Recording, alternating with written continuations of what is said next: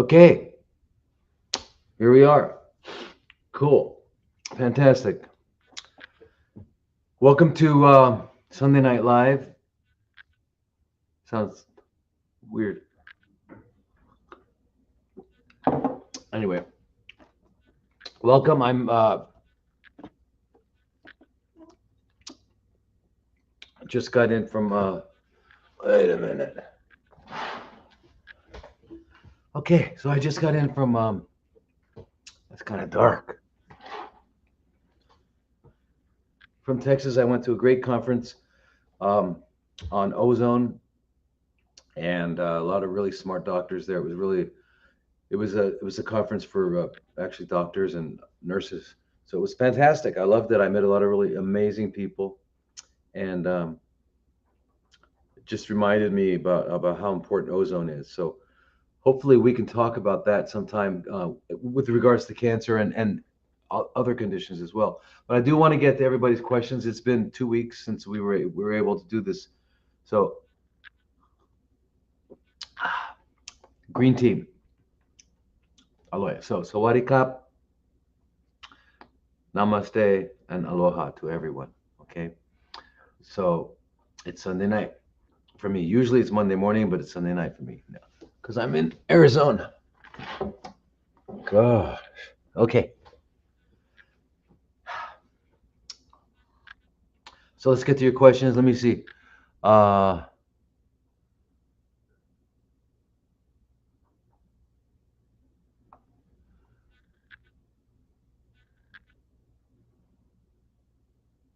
okay. Wow. A lot of questions, good questions coming in here already, but and I want to get to the ones you've submitted, but low dose methylene blue for blood cancer. Yeah, methylene blue is amazing. I want to do, methylene blue really deserves its own 15 minutes, 20 minutes, 30 minutes of at least. So we got to figure that out because I want to do that with methylene blue. I want to do that with a lot of things, but absolutely, methylene blue is just fantastic, and you can be used in so many ways. You can get it intravenously, and then you can use actually red light to activate it. You can also do it. You can drink it on a daily basis. It's just really amazing, amazing, and it's probably one of the oldest drugs we've had. Um, I think it was first synthesized or it's basically two molecules put together. Um, it's around 1870, 1876. It's been around a while. So yeah, Indonesia, yay. Um, best food to fight cancer. Oh, best food to fight cancer. Well, you guys, okay. Anyway, best food. There's no best food. And that's a good question. And I got to get to these questions you guys submitted because I feel, that's my obligation in that regard. But that's a really good question. Best food to fight cancer. First of all, we're not fighting cancer. What we're doing is remember that, and that's really critical because that's the paradigm shift I want everyone to make. Please make this paradigm shift. We're not going to kill the cancer because the cancer didn't come into our body from somewhere else and it's invading and we have to get rid of it. That's not, it appears that way, and that's how we've been taught. But what really has happened is that what we call in cancer are chronically fermenting cells that have uh, developed as an adaptive response to having lost. And I hope you guys hear me well because I got this new microphone here. Can hear well, right? Yeah. Um, so we have chronically fermenting cells that are adapting to the fact that they've lost uh, a percentage of their mitochondria. So because they lost a percentage of their mitochondria, they had to learn to ferment. And they got so good at it and they got so used to it and they really needed to do it so that even when oxygen comes back, they're still fermenting. So it's called the Warburg effect. But anyway, that's what it is. So it's not. So what we have to do, our real goal is to put our body back, give our body the opportunity to satisfy all of its biological needs so that it no longer needs to adapt. It doesn't need to do this adaptive dance that we're calling fermentation. Okay, so um, so by doing that, what we need to do is we need to eat the foods that our body needs for in order for it to function optimally. And what is that? Well, first of all, you have to understand what we are. We've got our GI tract, and I know there's a lot of people out there that have like to argue and discuss about whether or not we should eat animal corpses or not. And some people think, yeah. I was talking to someone this weekend, and because I had given a lecture at the conference, and he came up, and of course I always mention about food, and he came up afterwards and told me he's been a pure carnivore for 4 years now, and so I asked him. I said, "So you're actually picking up chickens, ripping their heads off, and eating them alive? Because that's what a carnivore would do. Or do you mean you're a corpse eater? You like to eat corpses?" And he didn't quite like that. He felt he was getting emotional about that. However, he gave me some research data. I'm gonna look it up. He's trying to get me to believe that now we got this guy eats no vegetables, none, just corpse. I can't even imagine it. I can't even imagine it. I can't even imagine it. But listen, there's that, and there's one other thing that tells me that we probably don't even need to eat. You all know that there are people who live only on fast food, right? They have fast food breakfast, they have fast food lunch, they snacks, and they eat dinner. And they eat fast food, right? KFC, McDonald's. They start out in the morning with their egg McMuffin, and they go all through and that's all they eat, right? Because it's cheap. It's not their fault. It's not like they're doing something wrong. They grew up in our society, and that's what they grew up. Maybe their parents took them there, and they probably did, and they went there with their friends after school, and you just think that it's okay. Eating this food is okay, and then you get into the habit because it's available. You can stop anywhere. These places are everywhere, and yeah. So that's what happens.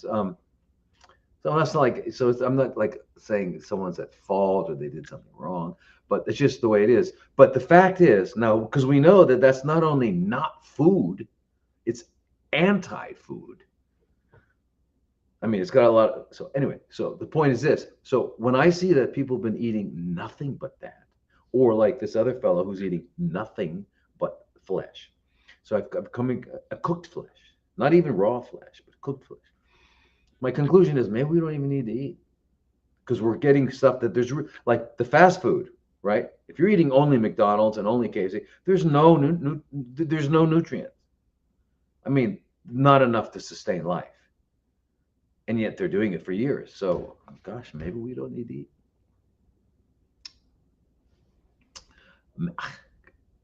Anyway, I can't imagine. I mean, even you guys out there who like to eat animal corpses, can you imagine eating only animal corpses? Anyway, so to answer your question, what is the best food for reestablishing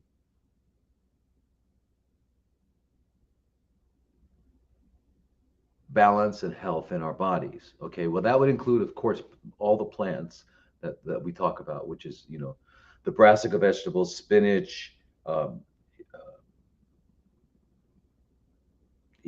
the colorful ones, purple cabbages and the carrots and cucumbers and celery and avocados and just all those fantastic vegetables, plants like that. Okay, but to me, from all my studies, the king and queen, and there's not another thing besides the king and queen. I guess you could have the Joker.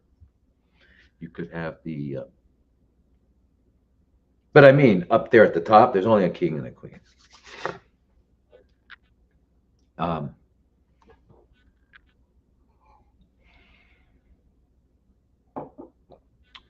okay, some good questions coming up here on TikTok. Is there a link between parasites and cancer? Whoa, you guys have some really good questions. Really good questions. Anyway, so here, anyway, so but my like the king and queen of foods of plants, I think, are the brassica family.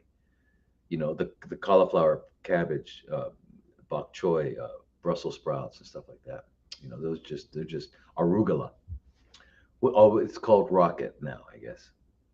I thought it was called arugula, but you know. Anyway, so um, they're just magic, but they're all magic. They're all magic. So that's what it is. So the best food for do that is to eat plants and to eat them so that they haven't been heated and destroyed. Okay, so if you're eating them, you know, the way God made them, God made them perfect. You're not going to make it better by applying heat to cause chemical reactions to actually change it, to change the chemistry of the original plant. Because heat is you if you've ever taken chemistry lab and then like you take chemistry class, so you're sitting in class and you know taking notes and studying, but then you go to chemistry lab. How come this is so weird? You go to chemistry lab, and what do they give you? You sit at the bench. You have a bench. You have a stool, and there's a bench. It's got water, and they give you a Bunsen burner. What's a Bunsen burner? A Bunsen burner is a little thing to make heat. It's a fire. It's a permanent flame, and so you heat things up in order to cause chemical reactions to occur. So they're called endothermic chemical reactions, where the heat goes in, and that heat is used to change the bonds. Bonds between chemicals are a consequence of either sharing or sharing or taking electrons. It has to do with electrons. All of life has to do with electrons. But anyway, so a chemical, a molecule, a complex molecule, which has several atoms, is each atoms, these groups of atoms are sharing electrons. Okay, so when you apply heat, they break apart, and then these other two come together. So now, actually, the substance that you started with is no longer the substance that you end up with. You understand? You understand? That's what we call cooking, and it's really chemistry. So, when your mom's in the kitchen there, your wife's in the kitchen there, your husband's in the kitchen there, your father's in the kitchen there, or your son and daughter, whoever's in the kitchen with an oven and a stove is not a cook, they're a chemist. It's chemistry, it's a chemical reaction. All right. So we call it a cook, but it's called, I like Herbert M. Shelton calls it the black art of spoiling wholesome food substances. I love it. Love it. He was fantastic.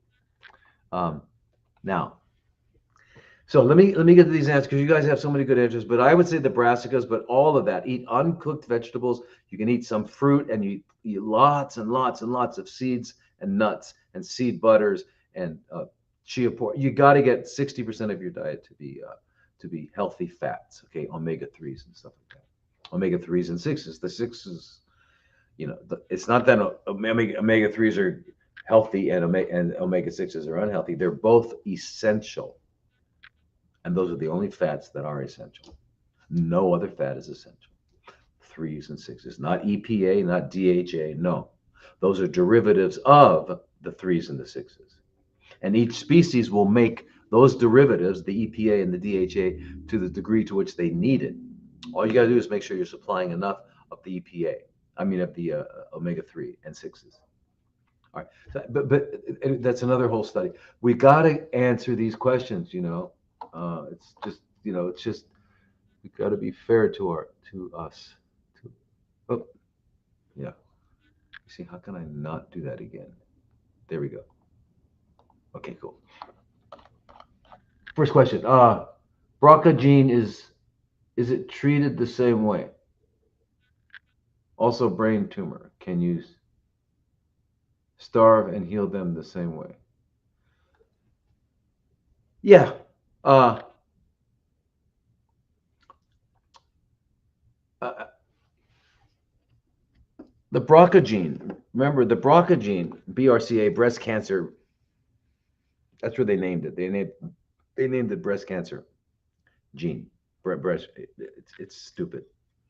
It's stupid. It's a repair. It's one of seven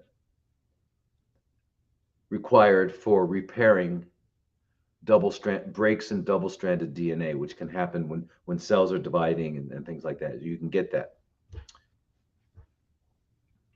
Uh, so anyway, that's what BRCA is. Okay, so BRCA1 and BRCA2. Okay, that's what they are. And you usually inherit one from either your mom or your dad. Okay, remember, it's not just women and breasts and ovaries, but it's men as well. And remember that if you had if you had both chromosomes from the mom and the dad that came together and they were both BRCA, then you'd have the full-on situation. But the risk of developing these chronically fermenting nests of cells that the Rockefellers have named cancer, so that they can strike fear into your heart, and they spend a lot of money to make you afraid. They did. This word that I don't even like to say, uh, just cuts deep into people's soul and heart and scares them to death. And but that's what they do, because the purpose of that, why did they do that? They did that so that you hear the word and you are paralyzed. Someone just stole your future. Someone just made all of your agenda and your itineraries irrelevant. I mean, it's a devastating thing that I don't think anyone who's not had it can really comprehend how devastating it is. But anyway, that's what they did. And so now you're and it recently happened too with the great hoax. You all know about the great hoax of 2020. The great hoax. It's not great in the terms that it's good. It's just the biggest hoax.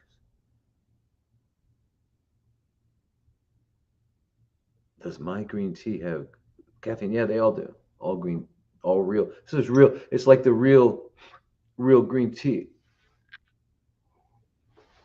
Let me show you. Here. Here's one.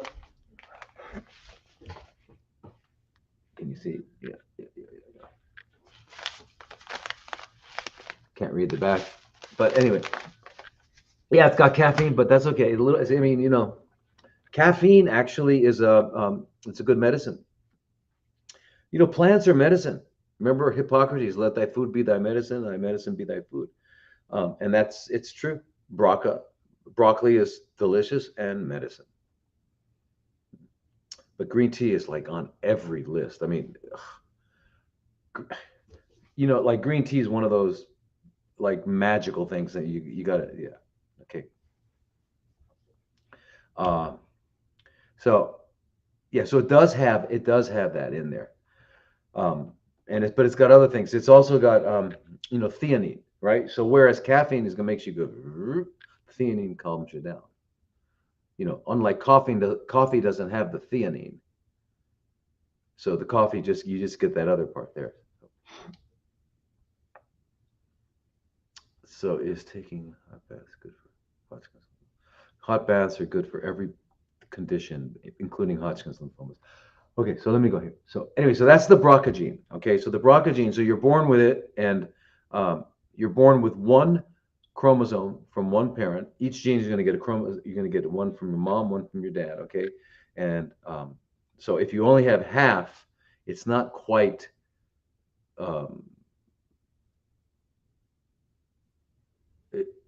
What about matcha tea? Okay, yeah, matcha tea is great.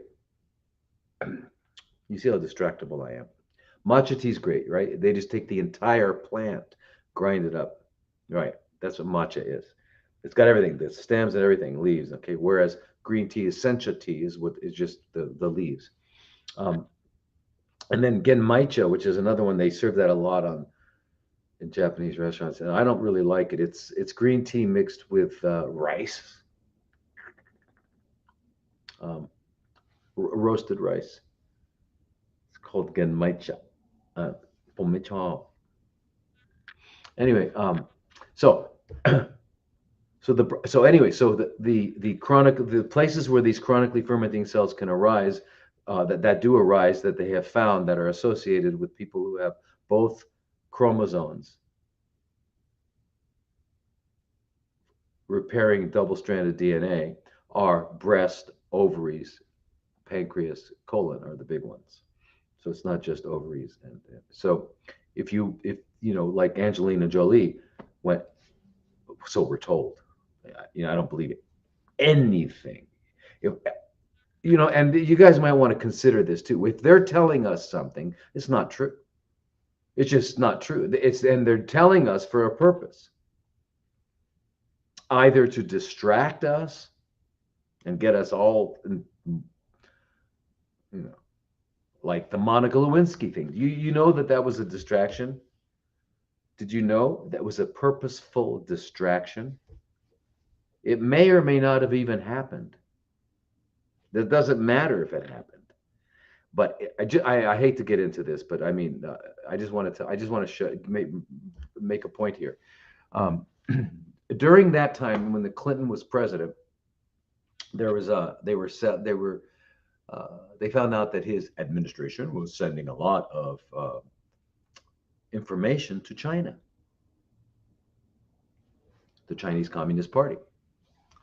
They were sharing information, and they found out, and so the Senate began investigating, and it was called Chinagate. Look it up. And so they got together in the back rooms and they said, listen, Bill, you're going to have to take one for the team. So we're going to do something that's going to take the eyes off Chinagate. So you and this lady over here, Monica Lewinsky, we're going to make this blah, blah, blah, blah. And that's what happened. Suddenly, Monica, this whole thing, with Clinton and lying, and he's lying. And so, oh my God. So the president, and in the end, what? Nothing happened at all, except that the whole Chinagate went away. So what I'm saying is this: so the Angelina Jolie, so whether or not she had all this done, or they just wanted, since she was a popular idol of lots of people, maybe women, I'm not sure. That if Angelina Jolie went and took her ovaries and uterus out, and so that sounds like, anyway.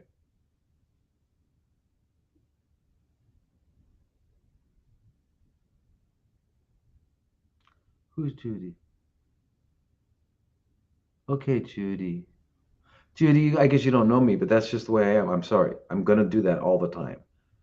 I'm going to go this way, this way, this way. That's just the way I am. And I can't not be that way.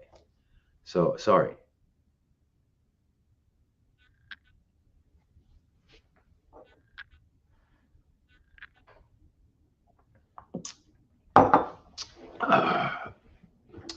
Anyway, so the BRCA gene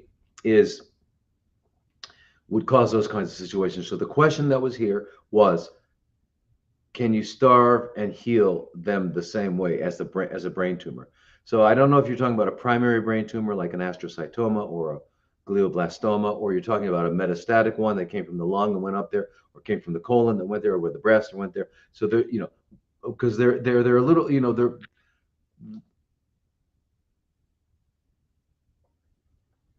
they're only difference in the rate at which they grow. Okay, they're not different biologically, because biologically all cancers are the same. Okay, in other words, to say you have ovarian cancer, breast cancer, colon cancer, pancreatic cancer, brain cancer, the first word is different because it's location, but the word cancer is cancer and it looks a certain way under the microscope, and it has certain qualities that make it so. It's the same kind of thing. are they different? Do they differ at all, these cancers? Yes, but it's based on the physiology, the biology of that particular organ,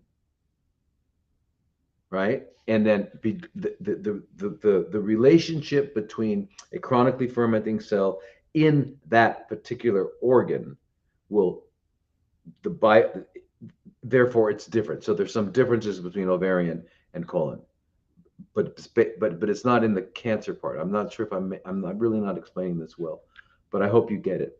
Um, so anyway, the question is, yes, yes. The answer is yes, absolutely. My mighty mouse, yeah, mousy, mighty mousy. The answer is yes, because cancer is cancer is cancer is cancer. Okay, so the same things. All cancers have the Warburg effect, right? I mean basically the Warburg effect, which is aerobic glycolysis. Again, which I mentioned earlier today, which was even if you give it oxygen, like if you take oxygen away from a cell, and it's going to ferment because it doesn't have the oxygen and it can't go through what's called oxidative phosphorylation. It can't do that. You take the oxygen. Now you give the oxygen back to the cell, and it goes back to doing oxidative phosphorylation, but not the cancer cell. The chronically fermenting cell won't do that. Okay, and it's a Warburg effect. Um, so anyway, they do that. They also need glutamine. They need glutamine for, and they also need cholesterol. And they need lots of, but glutamine they can use as a fuel. They can also use it to get the nitrogens to make amino acids and stuff like that. So but anyway, it's the same. The biology is the biology. So the answer is yes. You deal with any location where this chronically fermenting group of cells begins. Any location um, can be dealt with more or less the same. Okay, one reproductive chronically fermenting events that occur in reproductive organs might not might but usually are have hormones involved to a greater extent than others. But remember, even lung tumors have estrogen receptors. Colon tumors have estrogen receptors. Bladder tumors have estrogen receptors. Prostate tumors have estrogen receptors. So yes, so it's way more complicated than any of us could ever have imagined. Okay, um, there. Your opinion on treatment for bladder cancer? Okay, well, bladder cancer is in the conventional world, they distinguish between bladder cancer that has where it's just you understand the bladder is in fact the term it means bag, so it's holding the urine. Okay, it didn't produce the urine. The urine was produced in the kidneys, and then it comes down through the ureters into the bladder. Okay, until it is ready to go out, and so it has an inside lining. So if the chronically fermenting area um, is just on the lining surface, then it's called, then the conventional world thinks of it as very mild, and they'll use things like BCG, right? BCG is um, it's actually an immune stimulating um, um, substance, right? So they used it. It was in in in um, in places like Japan, all over Asia, um, Africa, other places like that. People would get BCG as part of their vaccination schedule, and you would notice those people because they'd have a kind of a big circle on their kind of a scar right there, right, or there, wherever they did it. But it turns out it's immune stimulating. So it turns out that you can actually put it through the urethra, right? So into the bladder. So the urethra, which is where your urine comes out, you can put it through there and put the BCG in, and it stimulates. I mean, even in the conventional urology, the medical oncologists and urologists will do that. They'll put BCG in through the urethra, and it stimulates an immune response to heal chronically fermenting cells to get rid of them. Okay, so but they don't if the chronically fermenting cells had gone through or started to invade the bladder wall. So if they started to invade then they're going to really cut it out, burn, slash, all that sort of thing. So, however, what you can do very easily with that is if you've got a skilled and knowledgeable physician, what he'll do is he'll take she or he, um, and I don't know any others. I only know he's or she's. So anyway, but he's or she's can take ozone gas directly and put it in there. And in fact, this weekend um, I was talking to Dr. Frank Schallenberger, who's one of the gurus in ozone therapy. He and Robert Rowan for America. There's also a lot in Germany, but and probably in all the countries in Europe, but I only know of the ones in Germany, and in America. So, but anyway, so Frank Schallenberger, who's I've known for a long time, 25 years. He's in Reno, Nevada. Robert Rowan is in Northern California in what's it called? So, one of the coolest little towns. So, anyway, but they're both really amazing guys, amazing doctors, very, very, you. But anyway, so he was talking about that, right? That he's done that with a lot of people with bladder cancers. So that's what I would recommend. That's what I would in terms of your question is your opinion on treatment for bladder cancer. That and then I do all the other things as well. In addition to changing diet, cleaning, colon, all the things that we always do, we change our lifestyle. In addition to that, and we do intravenous vitamin C. You got to do intravenous vitamin C, and you got to sip 7 to 7, sip 7 to 7, sip vitamin C 7 to 7, 8 grams sodium ascorbate into a liter of water, and you sip 7 to 7. You got to take vitamin A, 30, 40,000 units a day with food.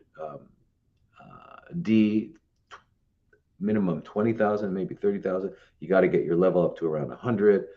You got to do these things. Zinc, selenium, you need these things, right? Okay. IV, you can do IV quercetin, IV curcumin. Now, through the bladder, any place where we can get to the actual tumor, whether it's breast, bladder, place or a skin, if we can actually get to it,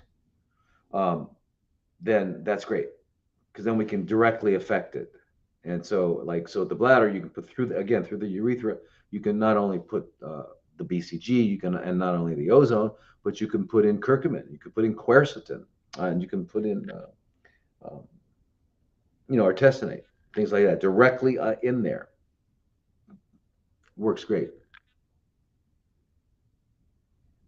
Replying to Melanie Clark.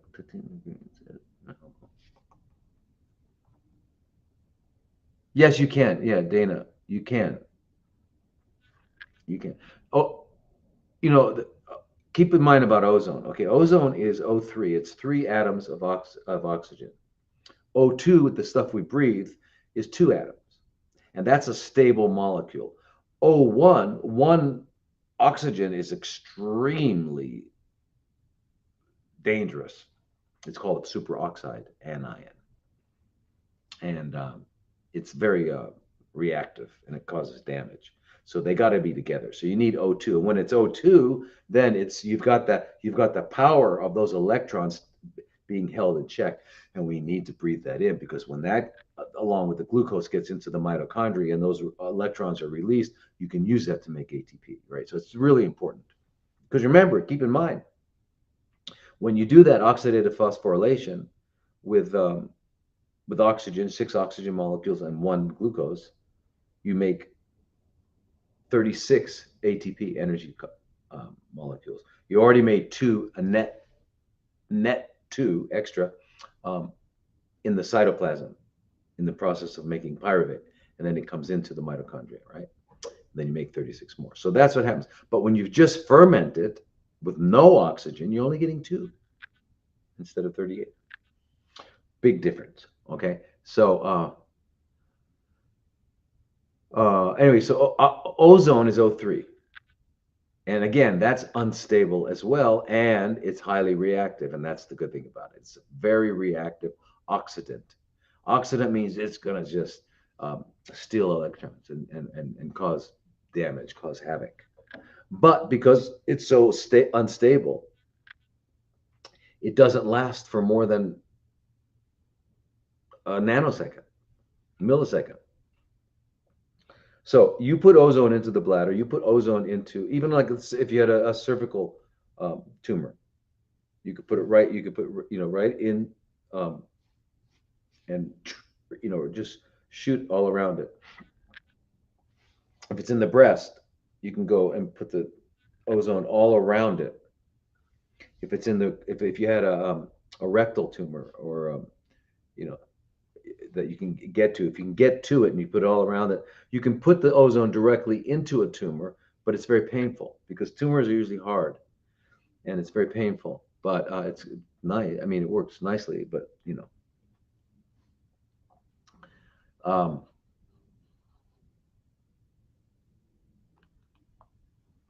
okay. How to kill circulating tumor DNA in the blood? How to rid the blood? Second, another question right next to it. How to rid the blood of circulating tumor DNA? Okay, so um, that is. I'd like to do another. I'd like to do a talk on that whole thing, because that goes, that what we're talking about now is. I'm not sure how long ago it started. Maybe 10, 12 years ago, but they're calling it liquid biopsies, which is, again, just I don't know. It's kind of like they just love, they're always coming up with terms. They're calling it liquid biopsies, and because they get your blood and they look at the circulating DNA, and but they also looking at what they call circulating tumor cells, looking at circulating DNA. They're also looking at circulating exosomes, which are which is what I think viruses are. What we call viruses. Can't find Rowan and Schallenberger. Dr. Frank Schallenberger in Reno, Nevada. Robert Rowan in Northern California. What's that? It's a great little town. It's a fantastic. Ross, I forgot the name of that little town. Anyway, but you can find them. Robert Rowan, he very, very well known. Frank Schallenberger, yeah.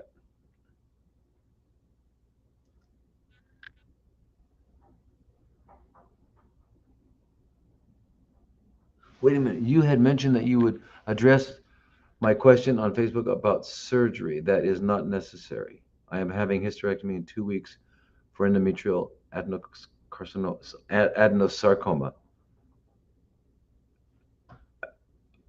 Not sure what to do now. Okay, I meant adenocarcinoma. Okay, all right, okay. Uh, Adenosarcoma doesn't make sense, but okay. So I'm not sure what to do. Uh,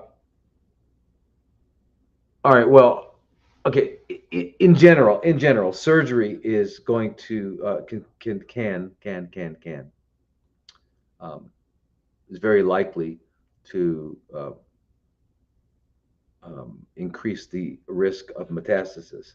So one of the things you can do is start now. If you've decided you're gonna do that, what you can start now is to take modified citrus pectin. Pectisol is the probably the most well-known brand name of it. Take a few scoops a day, and this will decrease galactin-3, because galactin-3, what happens when you have surgery, one of the things, there's lots of things that happen, but one of the things, uh, uh,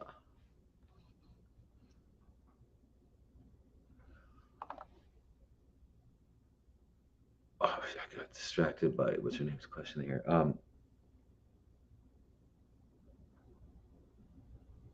It's one of the things that happens with um, with surgery is that galactin 3 is expressed, and what it does is it allows the the chronically fermenting cell as it's going down the blood vessel or going down the lymphatics, because you've cut and you release some of them and they start to travel down these highways. Well, the galactin 3 will help it stick to the wall so it can go through the wall and then get into another area like the liver or something like that. So um, but if you got enough pectosol on board, that's not going to happen. So that's one of the things you can do. There's a lot of things you do. If you're going to get surgery for sure, you want to make sure you're optimizing your your vitamin A, your vitamin D, and vitamin C. Tons of vitamin C. Make sure you've got it. But remember, with vitamin C, there's something very, very important. The reason I say sip 7 to 7 is because we actually cannot absorb.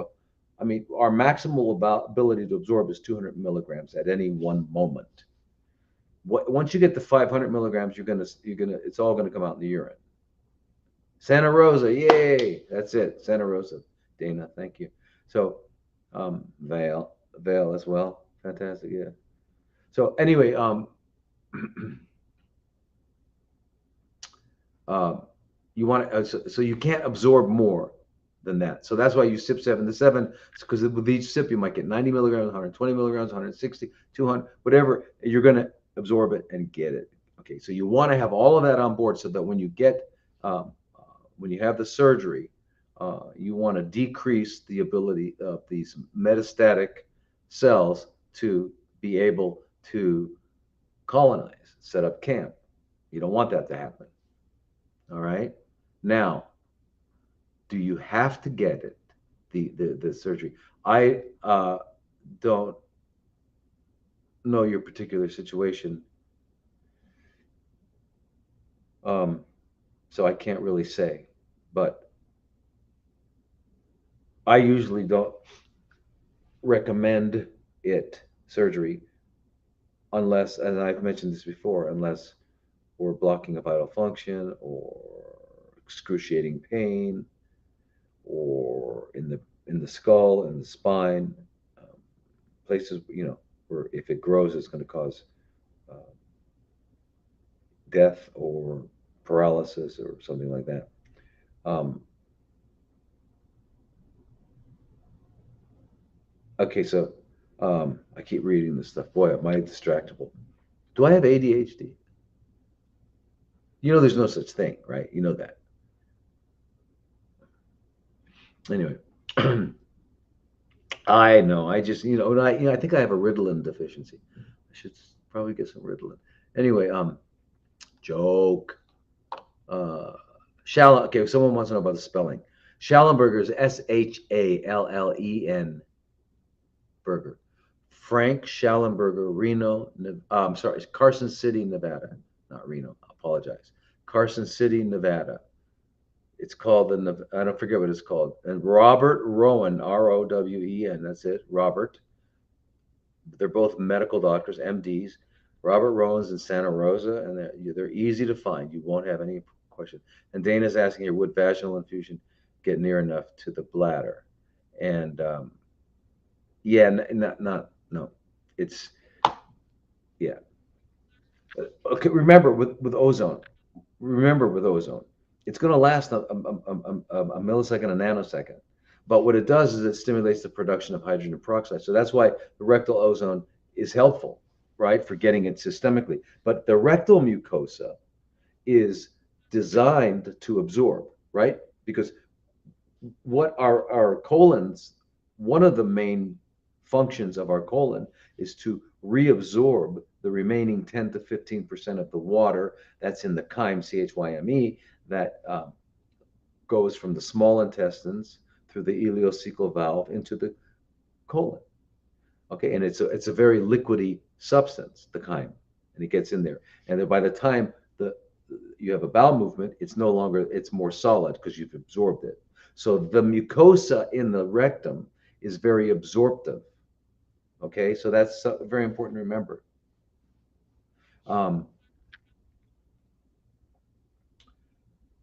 Vaginal mucosa is very different. Vaginal mucosa is it's cornified. In other words, they call it cornified epithelium. It's hardened. It's not hard, not hard like that. But I mean, anyway. It's resistant to um, absorption because vagina is a place of trauma, the trauma of sex, and then the trauma of birth. Okay, these are both trauma. Trauma just means it's physically rough. It's going to it could cause tearing and stuff like that. And so um, and so so the vaginal mucosa has to be stronger because during sex you don't want if it was absorptive, the sperm would never get up to the fallopian tube where it's going to meet the egg. It's never going to get there. It's going to just get absorbed through the vaginal walls, and that's not the goal, right? So it's got to not be absorptive. So it's not as absorptive. So the answer to your question, Dana, would be that too. So however, if it but whatever will go up through. It'll go up through. It'll go in through the. It can go through the cervix, up through into the uterus, and then it can go up the fallopian tubes, and things like that. And then it can, But anyway, it's a long journey. So really better right into the bladder. You can do it right into the bladder through the urethra. The urethra is right there, and especially on a woman, you don't have to go vaginal because on a woman the urethra is like really short. And any nurse, you can ask any nurse or any doctor who's ever put a catheter into a woman, it's really easy. In a man, there's 2 right-hand turns. So it's much more difficult. Anyway, let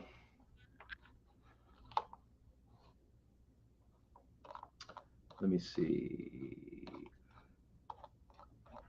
Questions here. What was that?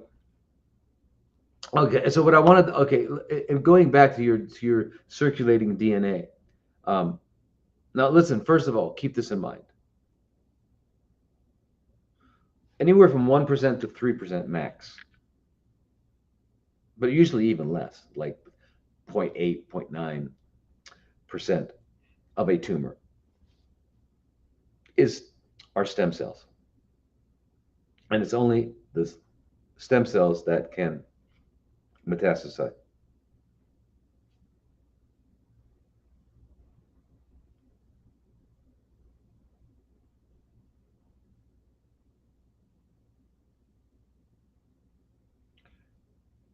Christine, how can you connect regarding hyperbaric oxygen?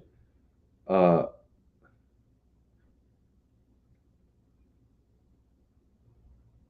send a message to hello@drlodi.com, and yeah, and it'll get to me. Thank you for that. That's great. But anyway, so what's circulating, we talked about this before, circulating DNA, circulating tumor cells, circulating exosomes, circulating RNA fragments and stuff like that. They're circulating. So, but the reason they're looking for it, I want you to understand what these guys are doing. If they see this, what are they going to say? They're looking to develop a drug that'll go, in other words, all of this is to find a drug that's going to attack and kill and eliminate this.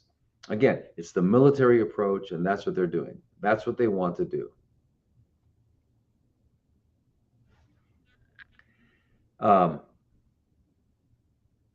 they talk about DNA mutations, and it's just, but the goal of all of that is to find a drug to.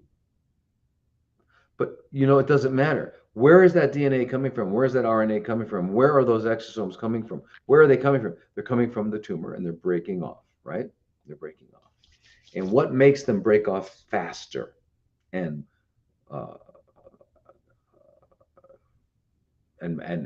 more volume? What makes them? Maximum tolerated chemotherapy. In other words, regular chemotherapy. What else makes them break off easy? radiotherapy, radiation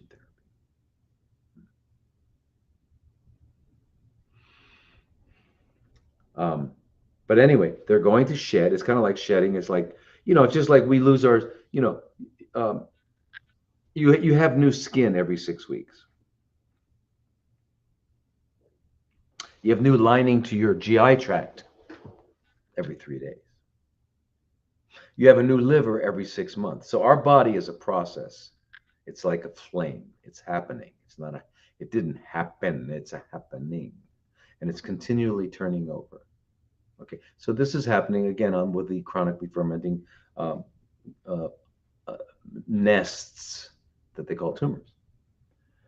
So all these tumor-derived components are shedding, and they're in there, right? And so So the question is, how do I get rid of them? You don't. What you do is you want to remember change the terrain of the body and use substances like ozone, like methylene blue, like vitamin C, like all these things, quercetin, curcumin, artesunate, all these things that we do to change and eliminate the primary, so that there will be no shedding. Because whether or not they shed doesn't matter, because remember, the only thing that's going to be able to set up camp is if it becomes what they call mesenchymal. Mesenchymal means that it's now got the characteristics of a stem cell. All right, so a mature cell cannot metastasize. It's got to be mesenchymal. And again, that's another thing. The high dose chemotherapy, which is standard chemotherapy, and radiotherapy, radiation therapy, also cause what they call epithelial to mesenchymal transition. In other words, they'll take a mature cell and turn it into a stem cell so it can metastasize. It's crazy. It's like, if you wanted to make sure that none of this is, if you wanted, I don't know. It's kind of like, sorry, somebody, whoever you are, close your ears. It's kind of like the distractions that we get with Monica Lewinsky and things like that, saying that, oh, hey, I'm going to give you high dose chemo and radiation. Get rid of what you just did. You just you did a lumpectomy, and I have clean margins. And so, what do you want to do it? Well, just in case. Just in case what? Well, just in case there might be some little islands that we didn't. Oh, you mean in case there's some cancer stem cells? Yeah, yeah, yeah. In case there's some cancer stem cells. Well, but brilliant, wonderful, fantastic doctor. Isn't it true that chemo and radiotherapy and radiation don't kill cancer stem cells? Now, if you said that to one of the doctors, they would get very upset. They don't want to hear that from you. And it doesn't matter if it's male or female. They'll get upset. They don't like that. They don't want you to know more than them or know what they know. Anyway. But anyway, and what they're doing with these fragments, these DNA fragments, is they're doing genotyping. Okay, again, why? So they can find a specific kind of special drug that they can go after the gene, and that's not it. Remember, the genes that are being expressed in a tumor are a downstream epiphenomenon. They got turned on to support the metabolic requirement now of chronic fermentation. Okay, they didn't cause anything. Not Sausalito, no, Santa Rosa. Not Santa Rosa's up near the Redwoods. I was up there with Robert, Rowan, and his wife Terry Sue.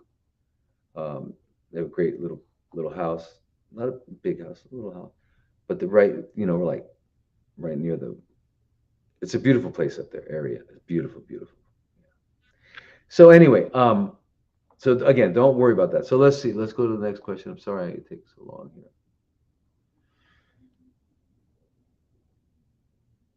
Is complicated cyst might be cancer in the breast?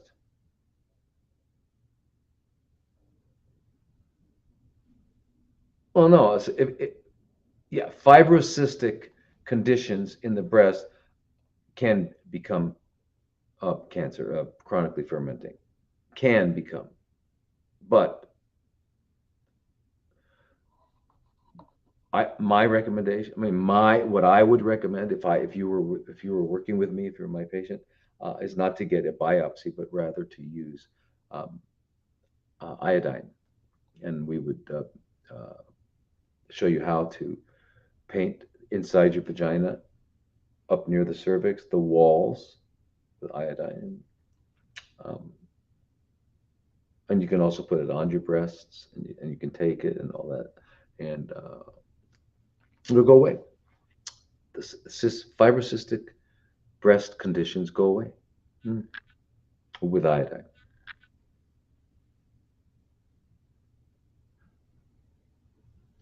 How to heal mycoplasma. 16-year-old female took 2 experiments.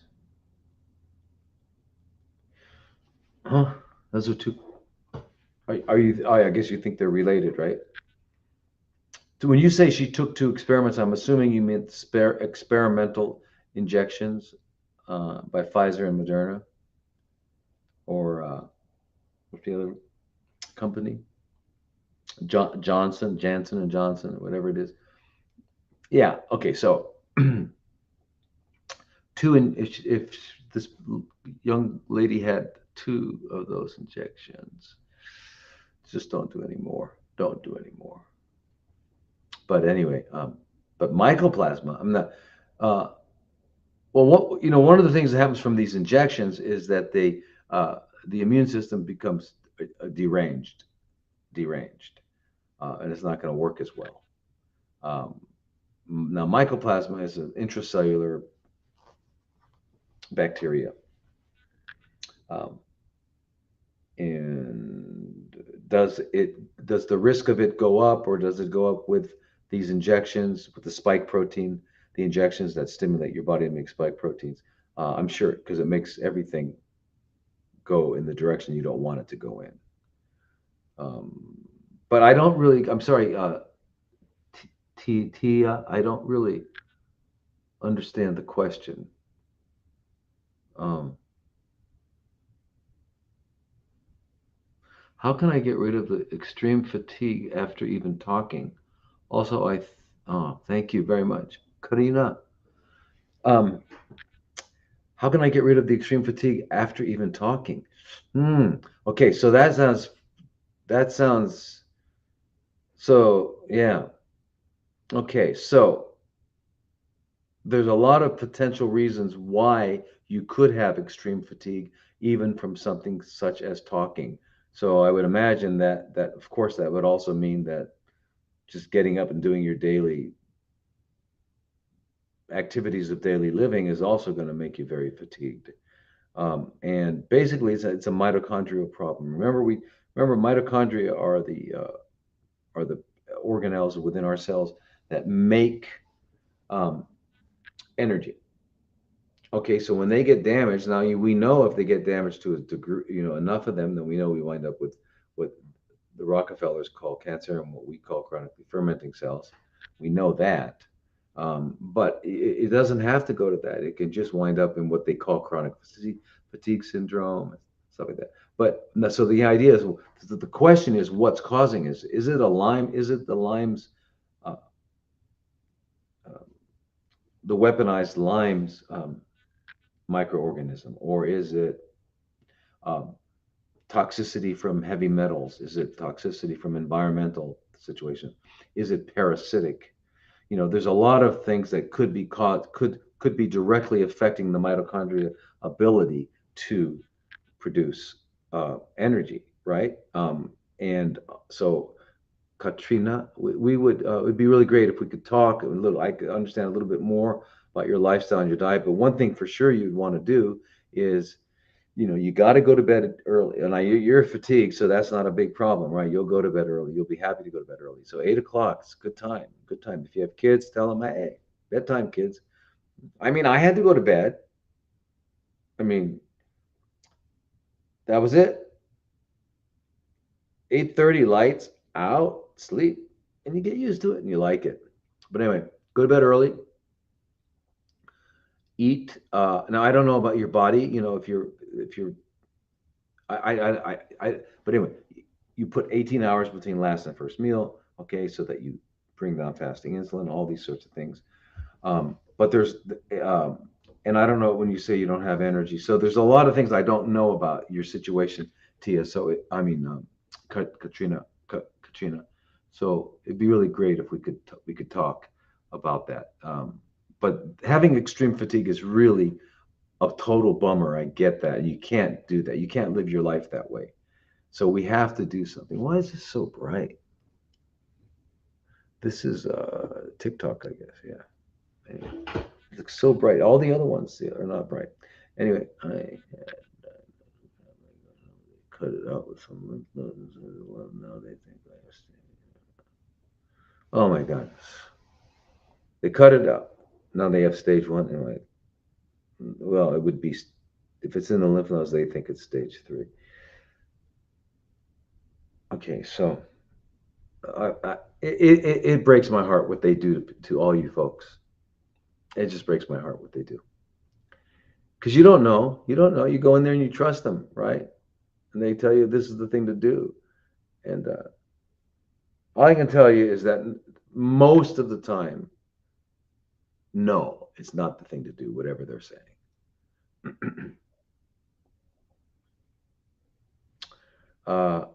Okay, so anyway, so Katrina, if you could get to me, we got to find out what's going on with you, because you can't be like that all the time. Because it's gonna only destroy your quality of life, but it could lead to other conditions as well. So does water fasting kill cancer cells?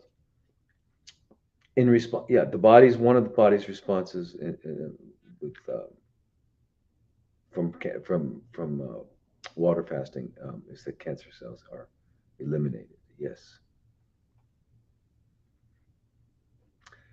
Okay, no evidence of disease on PET scan, but I have circulating DNA on blood work. What to do? Well, that's what so it just means nothing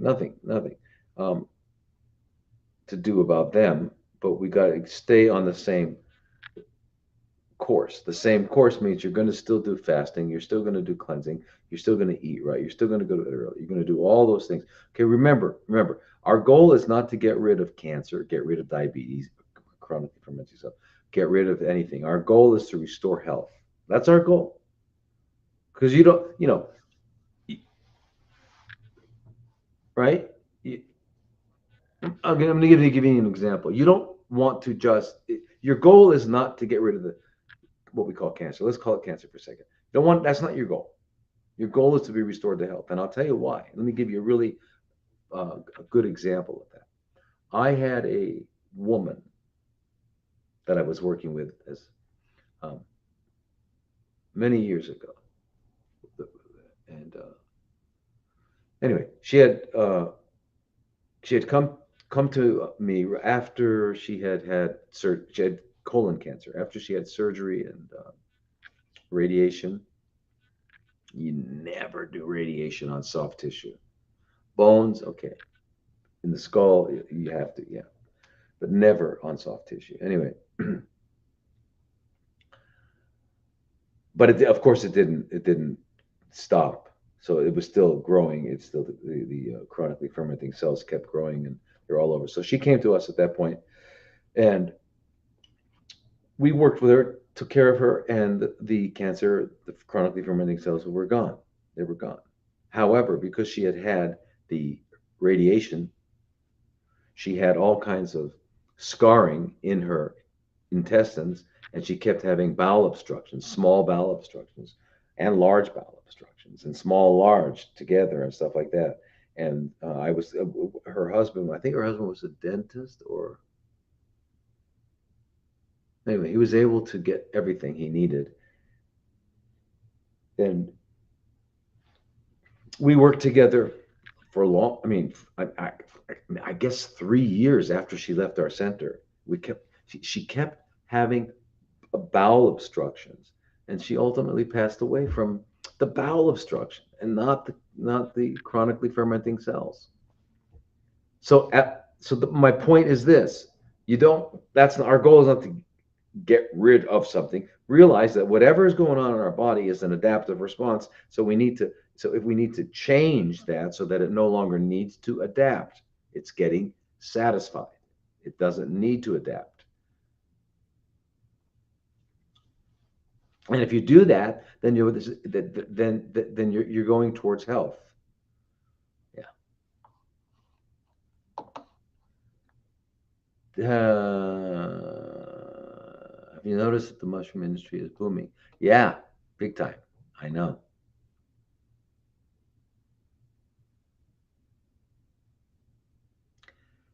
What company do you talking to me about? I don't recommend circulating tumor cells. I think it's just it's going to lead. Don't you don't need it. You don't need it. You know what's going on. It's not going to give you any additional information. It would give you additional information if you didn't know what this was. If you didn't know it was chronically fermenting cell, if you thought it was cancer, and it's a genetic disease, and we got to find the genes and then attack that. I mean, that's what they're doing. They're looking for something to attack. Okay, so I don't recommend anyone to do that. RGCC, with they're the ones that started all this, and then you got Caris now in the U.S. and there's lots of companies that are doing it. And everyone's doing it now. It's kind of like in the alternative world, everyone's doing NAD plus, and they don't know. They probably think they know why, but they don't know what they don't. They just do it. They don't think, well, should I do something first so that when I do give the NAD plus, it's going to have the best benefit. Let's not think about that. Let's just give it. So as I was saying, that sadly, a lot of functional medicine is fashionable medicine, just like in the conventional world. And that's just too bad. So anyway, Domi Domlu Domlu Candy. Anyway, I know must be that's not your name, but so no evidence of chronically fermenting cell. Don't use let's not use their acronyms. I use their things. NED. Ned is a guy that lives in Tennessee. You know what I mean? Ned, and he's wearing a hat, chewing on. Yeah, that's Ned. Ned is not no evidence of disease because there's no disease anyway. Diseases are myths. Okay, so let's not use their words. Okay, like we don't use the word jab. We don't use the word vax. We don't use the word pandemic because those things never happen. They don't exist. It's not a vaccine. It's not a jab. Okay, so we don't use their words. We don't play their game because we don't want to. Because remember, they made the game up. They made the rules. Now, remember something. If you're playing a video game, the best you can ever do is learn all the rules and do it exactly the way they want you to do within the parameters they set. And there's no way for you to be inductive to have creative thoughts. There's no way to change it. Okay, so in our world, it's the way you get people into a video game. The way you control people is with words. It's called linguistic manipulation, and that's what a diagnosis is. It's a spell. It's you have. I was diagnosed today. You understand? You have to understand. I'm not fooling around here. I'm serious. It's a spell. You have this. This means you're not you anymore. You're this. And you know what we know about this? This means this is gonna happen to you. This is gonna happen to you. This is gonna happen to you. And that's gonna happen to you. So if you don't do what we say, don't get diagnosed, okay? Don't get diagnosed. It's an evil. And it doesn't help you anyway. It helps them because it now gives them justification to poison you. I'm telling you. Okay, it gives them. I wanted to mention something here. Who was I talking to?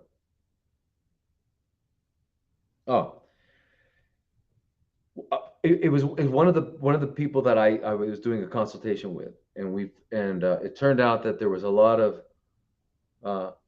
anyway, when I do a consultation and someone's in, like, I have a license in 2 states, right? New York and Arizona.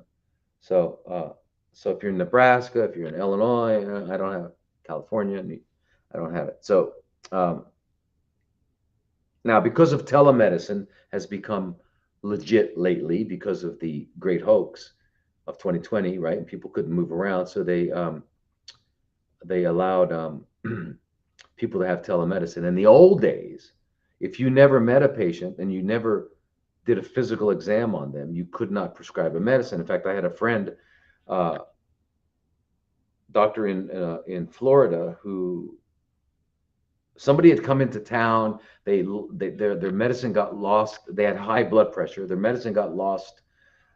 The bag got lost on the airplane, and so they somehow got a hold of him. And he said, "Well, I'm not even in town today, so I can see you Monday morning, first thing at my office. But here, listen, I'll call in. Well, he told him what he was taking in the past and all that. And he said, I'll call in and like 4 pills, get you through the weekend. Lost his license. Yeah. So um, he's just trying to help the person out. And anyway, but then after the great hoax and the people couldn't move around, they're saying, okay, now you can do that. You can write a prescription, write for a blood test without ever having seen the person physically. But you have to do what's called a virtual physical exam, which is ridiculous. But anyway, so if we do a virtual physical exam, um, which means on Zoom, um, it's anyway. So now we can do it. So anyway, I was working with this lady, and then so then when I wrote we faxed over the prescription, I guess, for the blood test, and oh, we got to have the diagnostic codes. We got to. I mean, it just became so and so complicated, and I realized something. I mean, again, and that is this system that we are in was made by lawyers, was made by attorneys. And I'm going to tell you what attorneys are doing when they think of any relationship, any contract. Okay, contracts are for attorneys, and what they're doing is, in effect, and when you set up a business and you use contract law and all that sort of thing, you're setting it up so that somebody can eventually be blamed and have to pay a penalty. That's how the system is set up, so that we can find somebody to blame and have them pay a penalty. And so there's all these things. You got to, um, you got to follow the rules. You got to follow the rules and sign this and do this. And did you put that there? And you did all this. If you didn't, it's your fault, and we're gonna get you. And this is it. This is our system. This is what we live in. No wonder we're stressed out. What the hell? It's this is I don't know. Anyway, so lawyers made our systems, and that's what's happening. That's the big problem. Okay, um, they made the system, and they run it, and they become most of them, except for there's a few guys that sneak in that didn't go through law, like Ronald Reagan, Donald Trump, a few people that just kind of went in, but most of them were lawyers, and in the Senate and in the House, all that. And they do it so they can find someone to blame, so that they can pay a penalty, and that penalty is either money or your freedom. I mean, this is the system we live in. Anyway, so all this bureaucracy and red tape just to do some simple things with somebody. I was just saying that, and they're addicted, obsessed with this level of bureaucracy, which I loathe. And one of the reasons why I don't like the living in this country is because that's it. It's so that way. It's so not free. It's not free. I don't know if you guys think you're free if you live here, but you're not free. This is not a free country. You are free to follow the rules, but that's about it. Okay. How to put Lugol's less than 5 on the cervix at home for HPV 16. And CIN 3. Okay. Uh, well, what you've got to get is there's a couple ways you can do it. Um, you're going to have to get a doctor to work with you, or a nurse, someone. Um, one of the easiest ways is if you get a Foley catheter. A Foley catheter is a catheter that goes into the urethra, right? And they usually put it in through the urethra. So when you're in the hospital, uh, they don't want you to get up and go to the bathroom a lot of times. So they want the pee just to come out into a bag. And so the Foley catheter is in your urethra, and it's just, the pee comes out. Anyway, and they're about, they're usually about, can you see this? They're about that. They're pretty long. So anyway, you can get it and cut it here so that it's only about this long. And then you can get the Lugol's and pull it into the syringe, put that onto the Foley, and then put that inside. And you can feel when you're right near your cervix, and you can just kind of put it in like that. And that's probably the most direct way of doing it. The other way would be if you just to put the syringe, if you had a long, but usually the long syringes are very wide, so they're more. It's difficult. You'd have to, like a 40 cc syringe, a 50 cc syringe would probably be good, but it's about this big around, so you'd have to lubricate it and all that. So I think the best way would be for that. And then the other one would be that you get like a brush from an art store, the brush that you would maybe do a water painting with. And you can get the Lugol's on there, and you can put that inside and just kind of, and you can feel when you get to your, but I think that would be less sufficient, because you would, I think as the brush went in, you're gonna lose a lot of it, but you could keep doing it like that. But that's a very good idea. The other thing to do is, if you've got that there, let me tell you the thing. If you've got that situation going on, and this for anybody with cervical dysplasia or cervical, CIN and all that sort of thing, is if we can get some allicin. Allicin is the extract of garlic, and garlic garlic extract, allicin, directly on a tumor will kill it. Directly on a, where were you again? Yeah, CIN3, and HPV 16. Okay, who knows? Again, I don't know if viruses exist at all, but for this moment, let's assume they do. Let's pretend they do. And then, but anyway, garlic kills them. So I worked with a Chinese doctor in Manhattan when I was in New York, Dr. Zhang. Brilliant guy. Anyway, he had a combination of allicin and what he called watermelon frost, which was, I never knew what it was. It was a combination of some of the herbs that he put together. But anyway, he would spray them. You'd get to both, and he would spray them on a tampon and put the tampon in at night when you go to bed, so that it went up right against the cervix. And we would take it every time, 30 days, and then you do a new pap smear, and it was back to normal. Zhang. His first name was, obviously the Chinese spelling wouldn't use a Q, but the American version or the English version of it would use the Q. I can't remember. Yeah, but Dr. Zhang in Manhattan, I'm sure he's still there. But anyway, the other thing you do is you get some garlic. If you can get allicin, the extract, which I think you can find, you got to get that right on there. Remember, and also ozone. If you can get someone to go in there and do the ozone directly on there,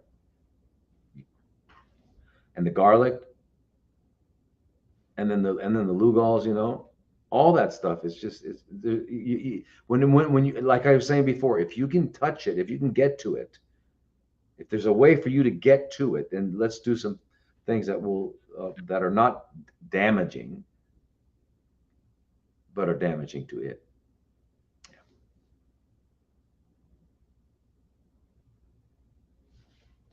Now, so your question was here. I'm sorry, I didn't maybe answer your whole question. Um,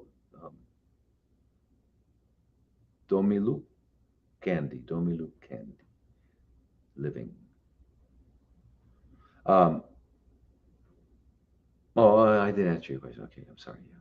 Okay, so husband had radiation and PSA is 0.1, and doctor is pushing Lupron shot. Now why? Because the doctor's an idiot, and he has agreed not to think. He's playing the game, and the game is this: you get a diagnosis, which is simply a name. It's nothing more. It's a name, and it's not a name that can help you in any way.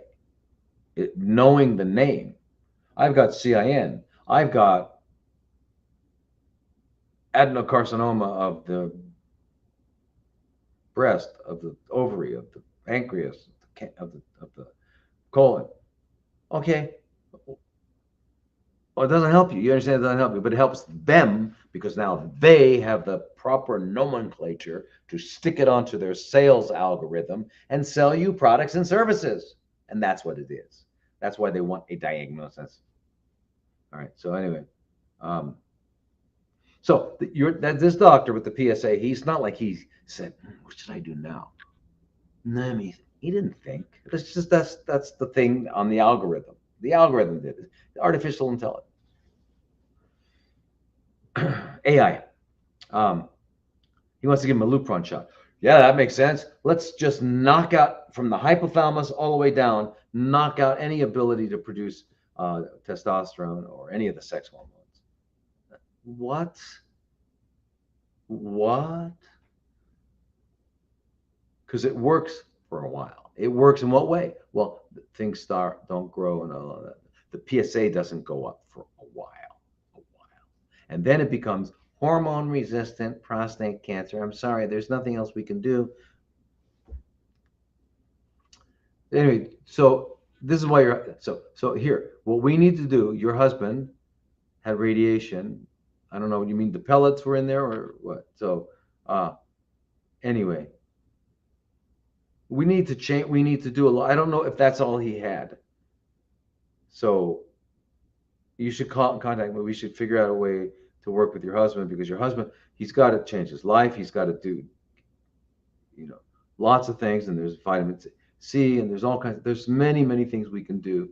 But you don't give Lupron. You don't. And the same for breast. Women with breast tumors or ovarian, they will sometimes give Lupron to knock out their entire system, which is not it. You're imbalancing it more. Remember, the reason someone would have what they call cancer and stuff like that is because they are out of balance. Their system is no longer in harmony. It's no longer in balance. That's the problem. Um,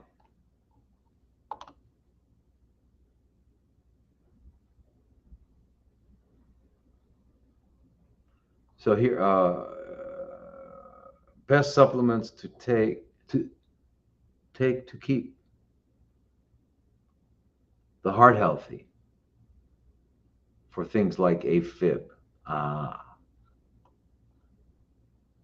All right. Well, the heart, um, the things to take would be for sure any kind of heart issue would be the amino acid taurine, um, coenzyme Q10, um, ribose, D-ribose, which is you know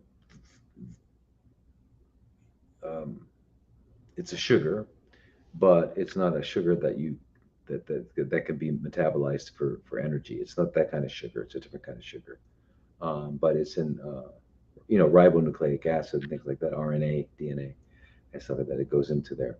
Um, but anyway, the combination of coenzyme Q10, ribose, and L-carnitine. L-carnitine is a molecule that escorts fats through the cell into the mitochondria. The combination results in hearts getting stronger and making doing their job better. It just makes heart muscles stronger, right? In fact, it's been shown that people that have heart failure, if you give like 6 grams a day of taurine for like at least 4 to 6 weeks, you'll see that it has a positive ionotropic effect. And what does that mean? Ionotropic just means the ability of the heart to contract. All right, so because in heart failure, it's contracting is less powerful. So this brings it back. And even in Japan, they did studies where people normally there is one of the drugs that they would use to stimulate inotropy or to stimulate the heart to beat is called digitalis or digoxin. So people that don't respond to that still respond to taurine. So taurine's pretty good stuff. The other thing is omega 3s, very, very important. And the zinc and magnesium, lots of zinc, lots of magnesium and zinc. Yeah. So, and because taurine is found. I mean, if they give someone IV taurine, they'll find that it accumulates in the heart. The heart and the muscles is where taurine mostly is. It's the most abundant inside cellular sulfur amino acid in the body. And it's very, very much involved in the heart and the muscle. The heart is a muscle, kind of a muscle. Yeah. And our body makes it. It's what they call a non-essential amino acid. We make it from methionine and cysteine. We can make taurine. Yeah. So it actually helps protection from what's called ischemic reperfusion. So it's kind of like if someone has a heart attack heart attack, and which means that there was a blockage of blood flow and you didn't get in any blood, which means oxygen to a part of the heart, and it either died or got close to dying, right? It was very, very slow. It wasn't beating. It was just sitting there like that. And then now the blood vessels open again and the blood comes in. So you get reperfusion of blood. And what it does is causes all of these, the toxic chemicals that were building up from the ischemia to just go all over the heart and you can get real problems, So reperfusion, you can wind up getting cardiac arrhythmias and all kinds of nasty things. Well, taurine prevents that. So it's pretty good. It's good with diabetic cardiomyopathies, where diabetics can get problems too. So it's really, really good.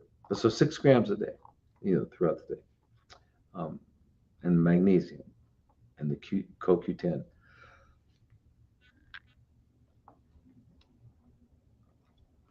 The other thing that is interesting is that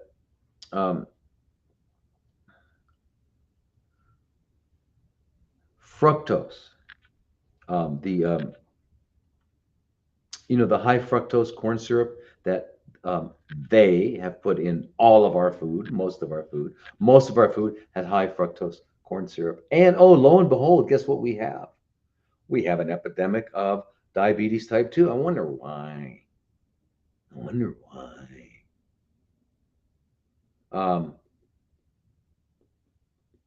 And by the way, it's type 2 that the conventional doctors say is hereditary. And that is it's a combination of stupidity and lying.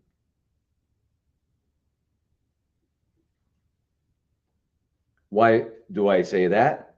Because type 2 diabetes 2 weeks, 3 weeks, it'll be gone. Eat right. There's a doctor, there was a doctor, I'm not sure where he is now. I think he moved to Israel, but his name was Gabriel Cousins, in Arizona, down in Patagonia. And he made a film, you might have seen it, where they took, I forget how many people with type 2 diabetes from around the country, and they came over and they put them on a raw diet. Vegan, sorry guys, I'm sorry. But anyway, raw vegan. In other words, they weren't eating raw corpses, animal corpses. And by the way, when you say, well, you're eating vegetable corpses, but you know what? The vegetables are still alive. That's why they're crispy and brown. They're still alive. They still have a charge. It's very different. But anyway, I forget how long it took. A week. And this is a film. What was it called? Anybody even know the name of it? Anybody must have seen that.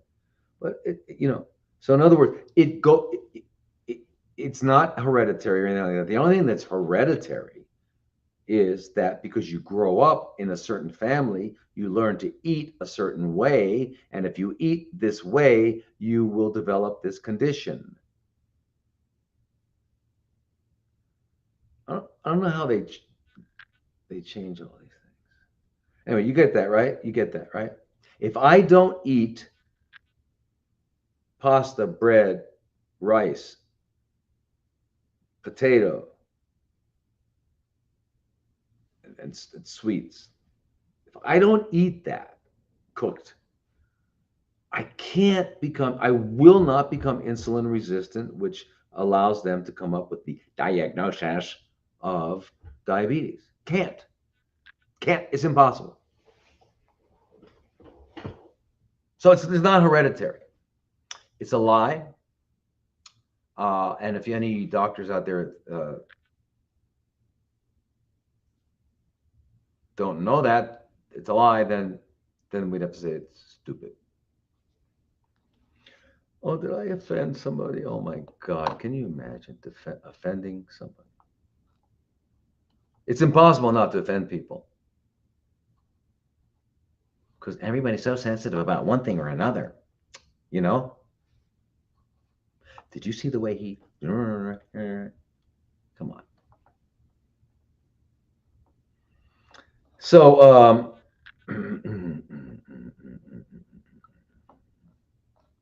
okay. Anyway, let's go to the new question. Oh, by the way, when we were talking about the garlic before, they've taken garlic and they've taken the garlic extract, and they did an experiment with rats where they would now, if you take it orally, like eating raw garlic orally, by the time it's hard to get enough that's going to be absorbed through and get systemic. Although it's very, very, very, very good. Keeps your blood pressure low. It does all sorts of really amazing things. But they took rats and they injected it into their peritoneum, which is the kind of the cavity of the abdomen that is where everything is. The intestines and the liver and the pancreas, they're all in there. And they injected it in there, and it was amazing. Ascites and stuff like that, they didn't develop. Direct kills of cancer. And you can do the same thing intravenously. You can use intravenous allicin. But the thing is, they also found a lot of other fruits and vegetables had less but similar effects. But they couldn't cook them. If they were cooked, they lost their potency. So, okay.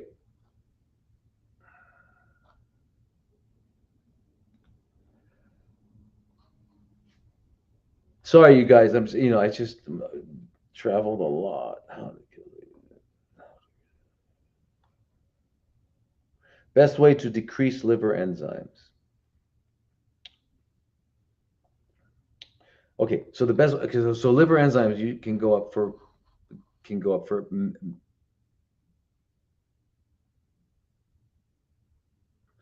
I was just reading another question. But anyway, the best things for liver enzymes, in other words, to restore health to the liver, are alpha lipoic acid, like 400 milligrams 3 times a day orally, selenium and uh,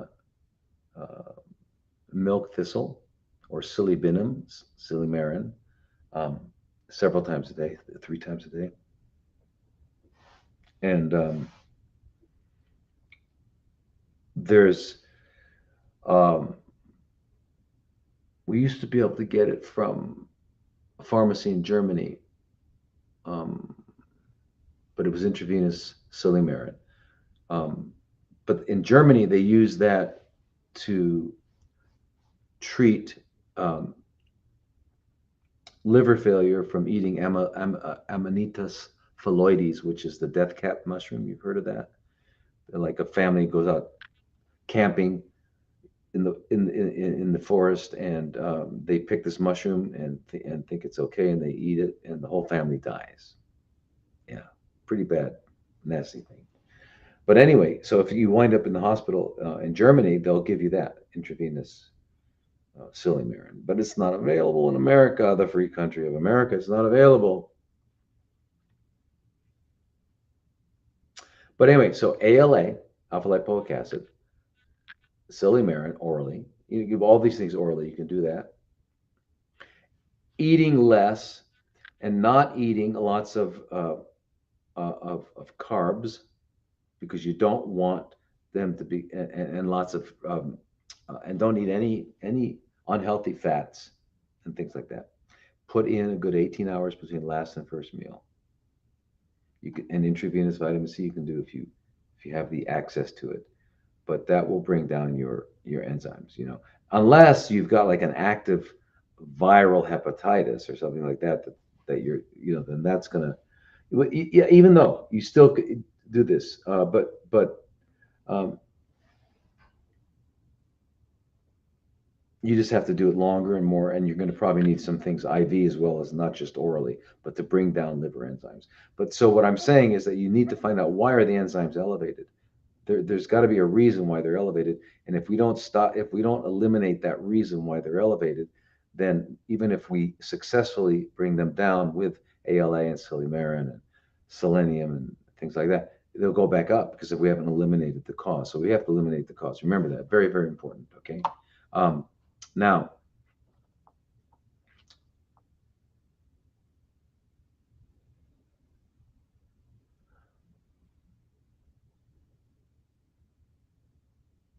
what is the signs that the body is really getting rid of cancer with fasting?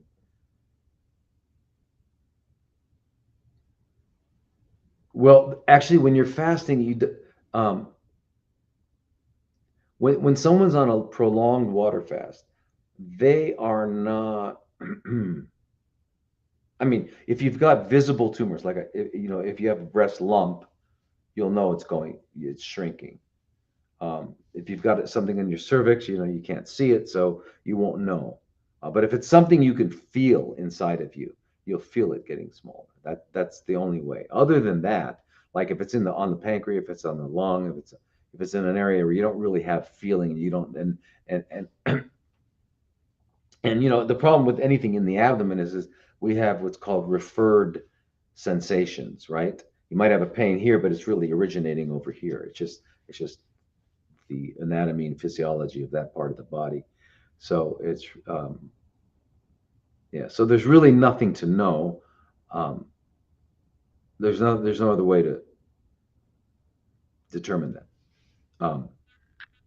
So and when someone's on a prolonged water fast, they're really preoccupied, especially when you get to 3 weeks and 4 weeks. You're really preoccupied, and you're just but remember, if you're gonna fast, you need to get some books and read about fasting while you're fasting. so that your mind doesn't say to you, "What are you doing? You should be eating. Are you crazy? Why aren't you eating?" Okay, because your body, your mind will say that. Okay, who do you read? You read Herbert M. Shelton, The Science and Fine Art of Fasting. You read Harewood Carrington, 1915. I forget something on. He wrote a lot of books on fasting. These are the guys. These are the masters. Um, um, Bragg. What's the name of his book? Arnold Ehret. Again, another fast. These are the old ones. Not any of the new people who popped up in the last 10 years. Forget them, okay? Read the old, but you read them while you're fasting so that you don't sit around thinking, "Oh my gosh, I'm not eating. I really want to eat. I'm gonna." No, instead of doing that, you're facing, "Oh yeah, wow. Oh, this is fantastic. I'm so, yeah, I gotta keep. This is fantastic." So fasting, instead of being a deprivation, it's like a positive, fantastic thing that we're doing, right? And guess who invented fasting? God. Why do I say that? Because all creatures on this planet, when they're not well, fast. Except us, of course. Because we're not part of nature, right? I don't know what we are. We're not part of nature.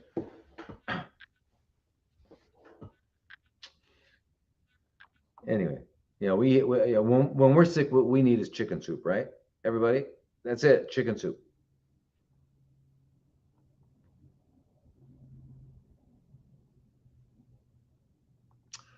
I know soy is great for breast cancer, but I'm hearing it's bad for autoimmune. Why? I have no idea why they would say such a thing. It's not. Autoimmune is, um, and this is the thing about autoimmune. The just the term autoimmune, auto self immune. So in other words, and what the conventional understanding of this condition is, and there's multiple.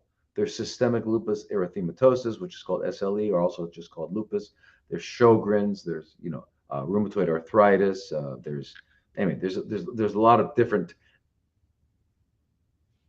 names for this. But what they say is that the rheumatic fever, rheumatic heart disease, what they say is that the body is attacking itself, right? Because the body's stupid, right?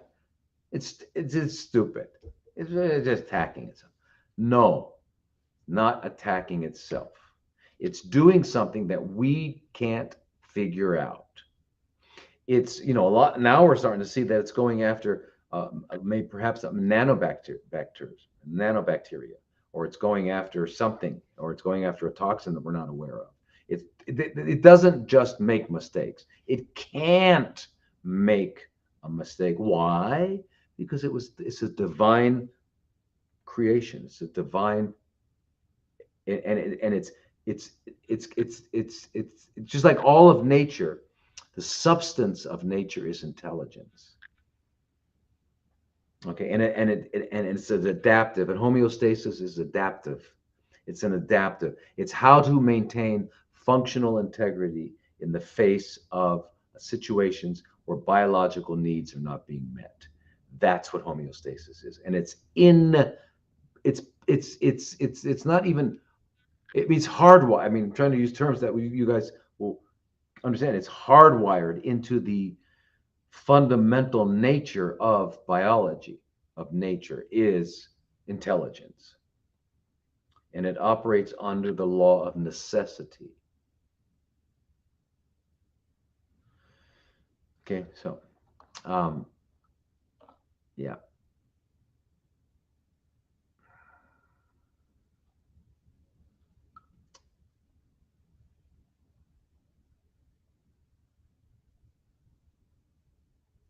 What? Hi, Dr. Lodi. I bought iodoral, 12.5 milligram. One tab every day, 125 days, or one every day. Labeling not clear. Yeah, one a day. One a day. It's not 125 days. One per day. 12.5 milligram per day. And you can double it, but you've got to monitor with your basal body temperatures, your thyroid function, because you can never just start taking lots of, that's not a lot of iodine, 12.5 milligrams, not a lot. The Japanese eat 13.8 milligrams per day in seafood since the time they're three.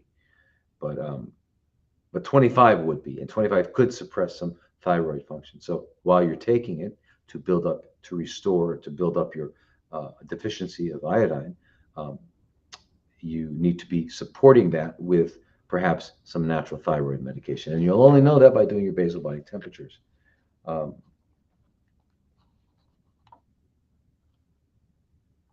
what can we eat after total gastrectomy?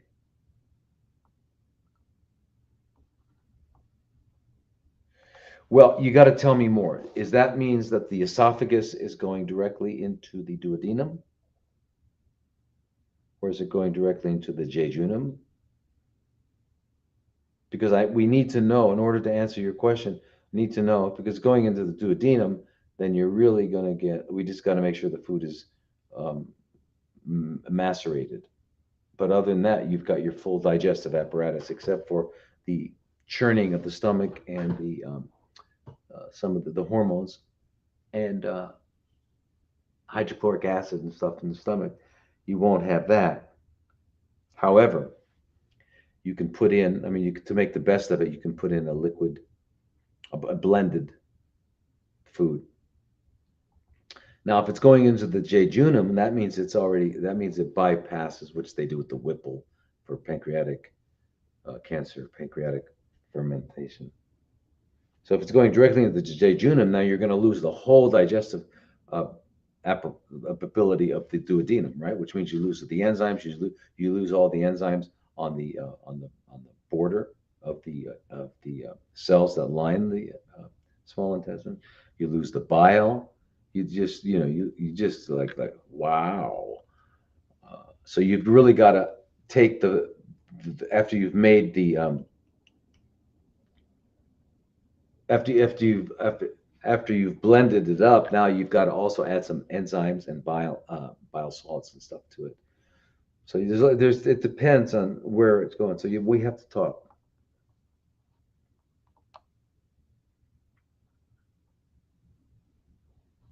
Best way to increase platelets: hyperbaric daily at about 2.2 atmospheres daily, 5 days a week,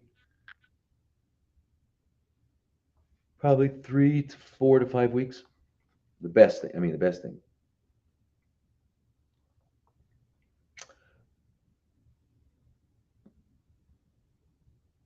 Could you please talk a little bit more about radiation therapy for breast cancer? Safe? No, and unnecessary. Okay, um, and dangerous. If it's on your right breast, the radiation. Because remember, radiation doesn't stop at the tumor; it goes through the tumor and out the other end, and it causes destruction of normal tissue. And it goes into the lung, through the rib, to the lung, and that's why you have to have lead walls because it's going to go through everything, and so.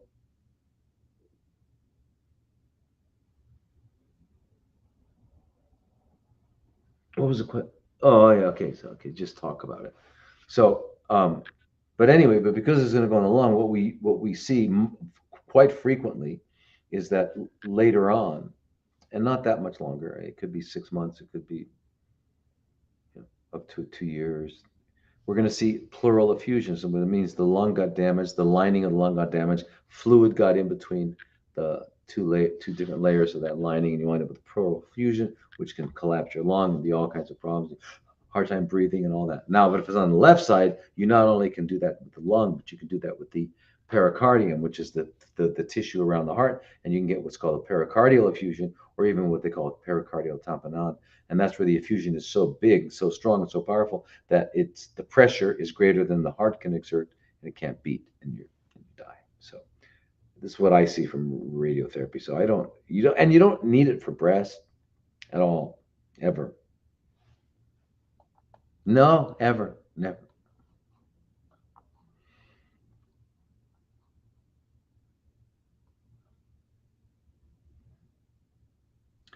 Now, there's a question over here that said,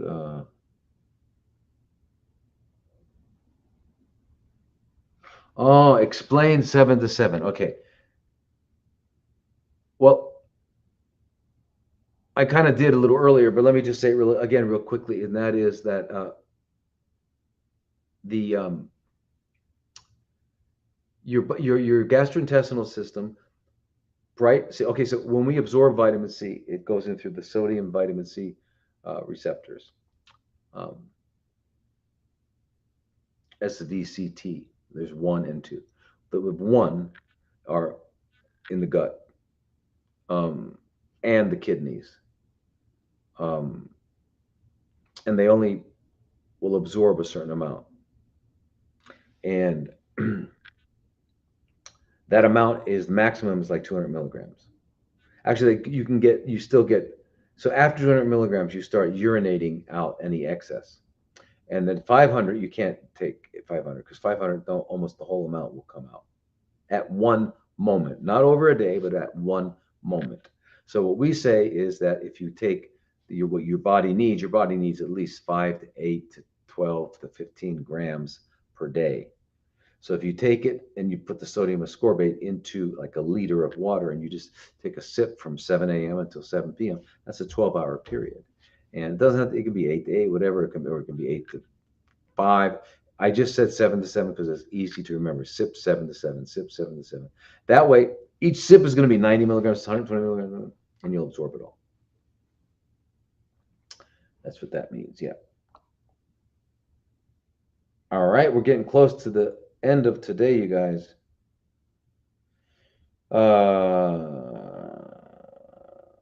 Nice. Stamens said, Mr. Stamens said, toxic if not cooked. Portobello mushrooms bad? Mr. Stamens, who's Mr. Stamens? Stamens said that it's toxic if not cooked. Well, here's how I eat the portobello mushrooms. It's pretty easy, and you can turn it. It's kind of like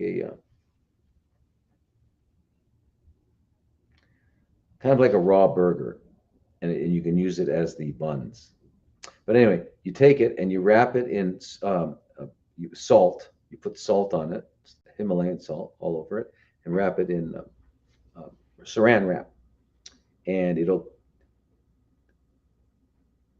cooks. And you don't put it anywhere. It just basically it gets soft and it completely changes its consistency, and it's like something you'd want to eat. It tastes, it tastes good.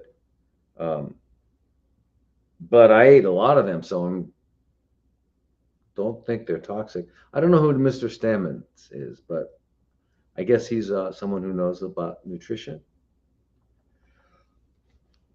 Okay. Now, being part of clinical trials is a question. Well, that's the clinical trial is a really uh, it's an experiment. They're doing an experiment. They want to use you as a data point for an experiment. And if it's a real clinical trial, you won't know if you're getting it or not. If you're getting whatever it is that they're testing. But on the one hand, God forbid you get what they're testing because it could be really dangerous. It could be helpful, and if it's really not, if it turns out to be really helpful and good, and you didn't get it, it's a bummer. So I wouldn't really want to go into a clinical trial. It doesn't sound like, because you don't know if you're going to get it or not, and you therefore don't know if that is a good or not a good thing to happen. So anyway, you all, let me see. Can you please? Can I do what I should do with my son with mononucleosis? Drink drink lots of water, get the vitamin C, like I said, sip 7 to 7, get some IV vitamin C. You got to get him over to someplace and do IV vitamin C. Right. Um, he'll get better. Mono is just one of those things. Epstein-Barr virus. But yeah, vitamin C, IV. very important, and taking it orally, and then also the vitamin A and the vitamin D and alpha lipoic acid and zinc, magnesium, manganese, all these things to enhance your body's healing capabilities.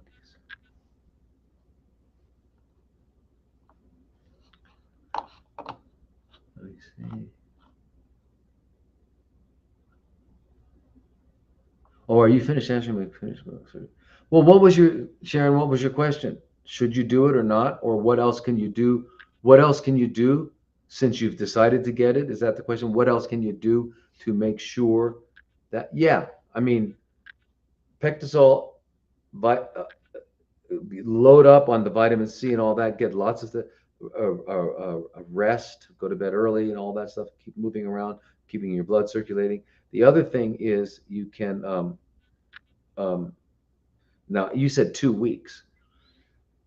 So I was gonna say if you do a good, I would do a good cleanse. Try to get rid of all the toxins you possibly can. You want your liver to be clean because if you're going to get surgery, you're going to get hit with a big amount of um,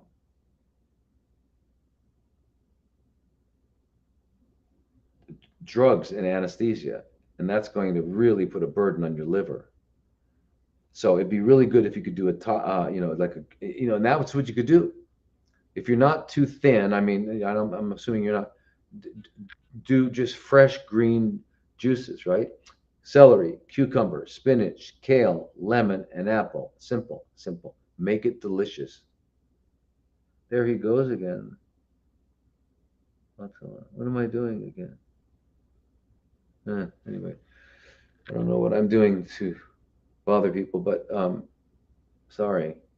Anyway, um, the green juice will detoxify your body really well. And you drink 3 quarts, 4 quarts, 5, whatever you can, so that you're peeing and water's coming out of your when you sit down to go to the toilet, and you just clean, clean, clean, but you're cleaning with what? The most incredible nutrients, more nutrients than you could ever eat.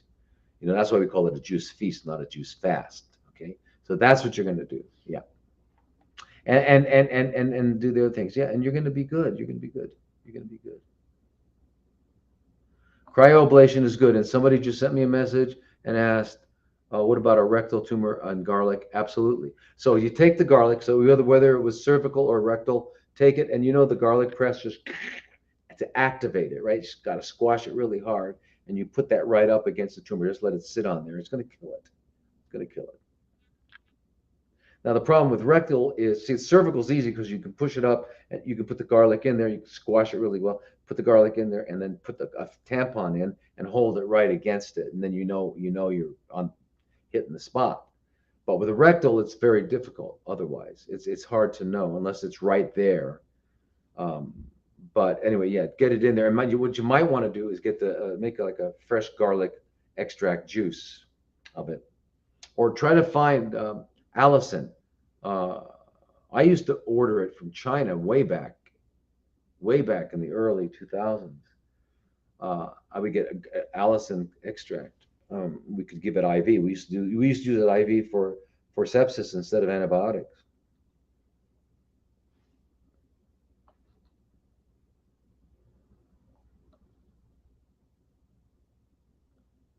Best treatment for multiple myeloma. Listen, it's the same for all of these conditions. Um, but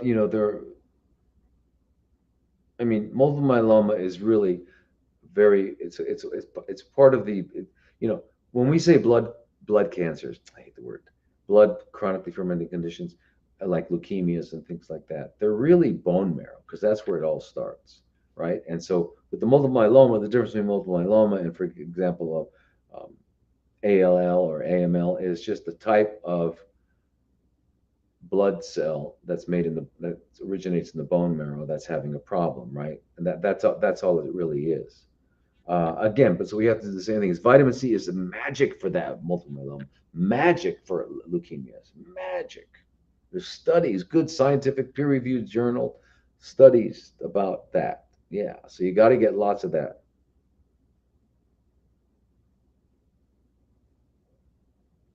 Okay, so anyway, you guys, we're at 2 hours now. So um, I got to run. Um, I'll be here next week. What do you think of RGCC, oncotest, total level of circulating tumor cells?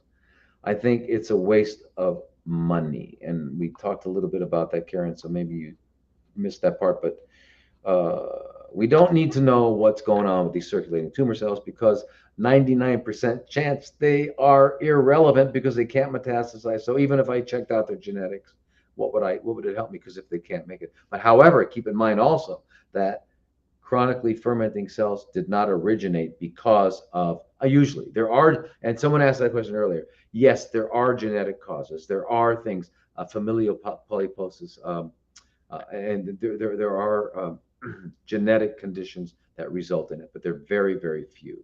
So what do I think of those? Same thing. You still have to do the same thing, but um,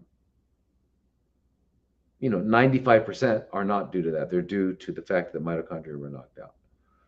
But you still treat them the same way by doing the same things, and that is changing the environment, doing cleansing, eating healthy, getting a vitamin C up, ozone, all the things. It's all the same thing. Okay. So anyway, um, I guess I get some of you. I um, exasperate you guys. Oh, there he goes again. You fired your oncologist. Yay! You don't need an oncologist, really. You need a good holistic doctor.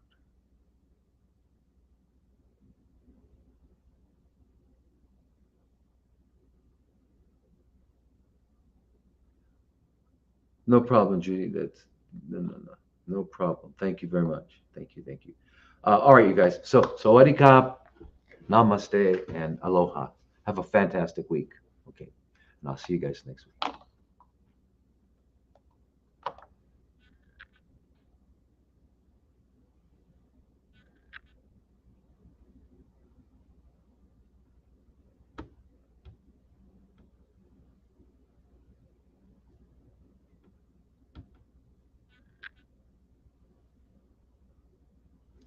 Wow, I feel like that.